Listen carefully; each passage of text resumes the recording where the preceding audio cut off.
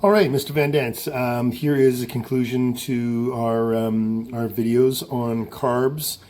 We are now on your Suzuki Intruder, and what I'm showing you here is a close-up of the fuel contents that came out of your front cylinder. This is the one that I commented to you is overflowing with fuel.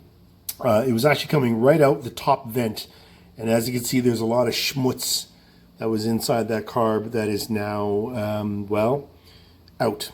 Even though there is a lot of schmutz in this carb, I can reassure you that the carburetor itself is just a sort of, if I can call it this, a standard amount of dirty. Nothing particularly urgent. I'm just. This is your front carburetor off the bike. I've taken it out, taken it apart. The carb jets solution, which is inside this little beaker. And your carb body itself actually is in pretty good condition. I'm just moving the lighting here so you can. So you might notice, yeah, see the camera's doing weird things. So you might notice that there's a little bit of a orange haze right where my thumb is pointing at here. This is just fuel stain from the fuel that was left in this carburetor. This is the top of the carburetor. And yeah, sorry, it keeps bouncing back and forth between what it thinks and what it actually is. And lighting's not helping. Sorry, man, I'm not much of a cameraman. Anyway, I'll try to get through this as quick as I can.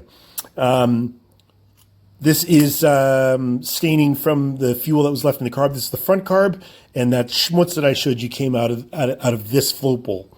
And this float bowl goes on the carburetor, whoops, like this. Taking all that apart. Inside there are jets. That little black O-ring is your air fuel mix screw. And this is your secondary and main jet orifices for the jetting that would be inside this carburetor. Again, this actually really isn't all that bad. Yeah, this could be shinier and nicer, and I'm going to get to that when I clean it, but I just want to shoot this part of the video for you. There is a minor, and I mean minor, amount of damage from a previous technician that was in on this carb. I don't think it matters, but I do want to point this out to you. So I got to zoom right in on here. That little nick, let me just get something to point at here.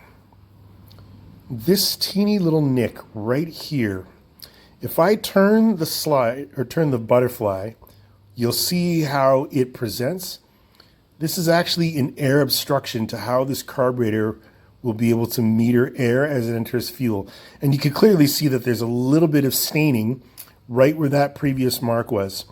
And where I think that comes from is from an old school way of synchronizing carburetors. And if you may not know, the Suzuki Intruder is probably the most difficult carburetor setup to synchronize on all known Japanese bikes. And actually, I challenge you or any of my viewers to comment on another carb system that's more complicated than the Suzuki Intruder. This bike uses no less than five linkage cables between the front carburetor and the rear carburetor, which are separated by the rear cylinder, not the front cylinder. So it gets a little convoluted and complicated trying to understand how these guys work. It's one of the main reasons why I usually reject working on these particular carbs, is because it's very, very difficult to get them just right. And it's no shortage of my skill set or any mechanic's skill set these days. I think a lot of it just has to do with the simple fact that gasoline and carburetors are not good friends anymore. Gasoline, as you know, is made from ethanol. Ethanol eats away at a lot of the rubber components, and there are many very important rubber components to this particular carburetor that are circumvented by fuel. Straight up. If fuel has got ethanol in it, rubber, it's not his friend. Okay, so on that, I'm just going to open up this little dish here, and I'm going to pull out what I think is the likely reason your carb was overflowing with fuel. Like it was just pouring out of the top vent. And where is that? On this carburetor, it's this hose. And so in the bike, if you're sitting on it, this carb actually faces this way in this orientation, right? So it's practically facing straight down, but it faces like this, and then this vent hose turns like that. towards the front, and it was pouring fuel out the top, way up here where my finger is pointing. So that's that. And I think the reason this was giving us a problem is because of the needle float seat.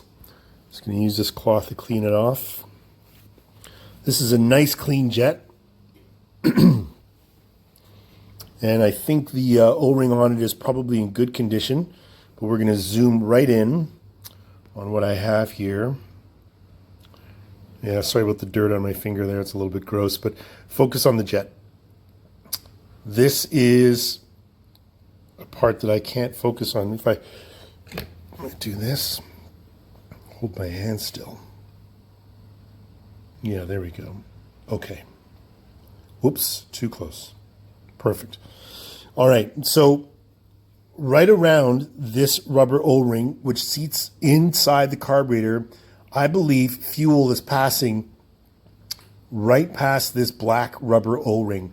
Inside this little hole, there's a teeny little spring-loaded jet, and we are going to check the tip of it. It goes, and seats down in that little hole.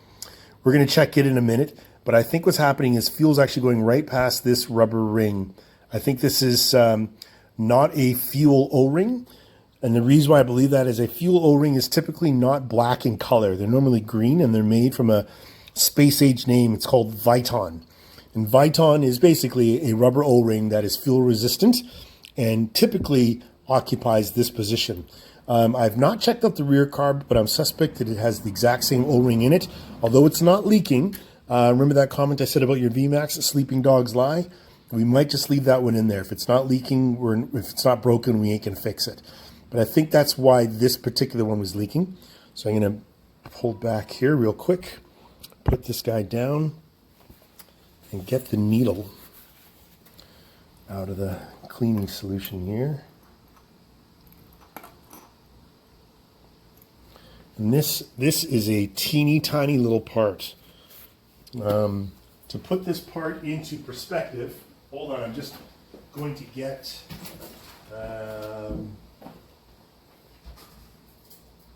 yeah,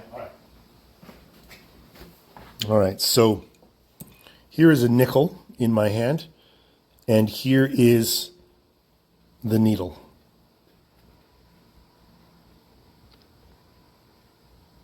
Oh, too close.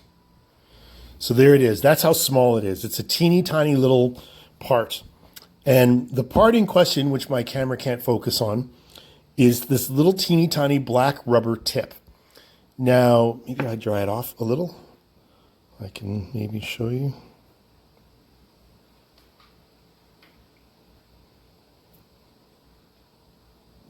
Okay. All right. So, wow, that's pretty intense. If I do that, can I focus? No? Okay, I can focus like that. Okay, this is as close as I can get, man. I'm sorry. But that little hole in the float seat, that black tip right there goes inside that hole. And the tip centers in the hole and closes, or more specifically meters, the amount of fuel that flows through this copper jet, or brass jet, sorry, through this brass jet.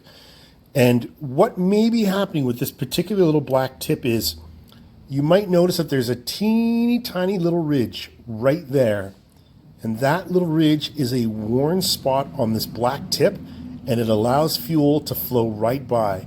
Now, respectful of the tip and how it looks, it actually looks pretty good, right? Like the profile isn't really all that bad. And that's why I'm suspect that what's actually happening is, now I'm going to assemble this. What's actually happening is this little needle goes inside that jet just like it's supposed to. And although there was schmutz in the carb, which I showed you in the opening shot of this video, I believe that that little needle is actually doing its job, and fuel is flowing right past this black O-ring and flooding the float bowl, and gas is coming out all over the place. So I think I'm going to have to replace this black rubber O-ring, which is the basis of this entire video. But anyway, there you go. There's a sort of quick walkthrough of what us motorcycle mechanics are faced with dealing with when it comes to motorcycle mechanics. And I'm just going to clean off the lens because it looks like There's schmutz on that too. Sorry about that. I bumped the off button, which is just as well. The video's done. There you have it, my friend. There's a quick walkthrough, and I'll have more news for you. Probably let that stuff soak in there overnight, and have more news for you tomorrow. Thanks, man. Bye.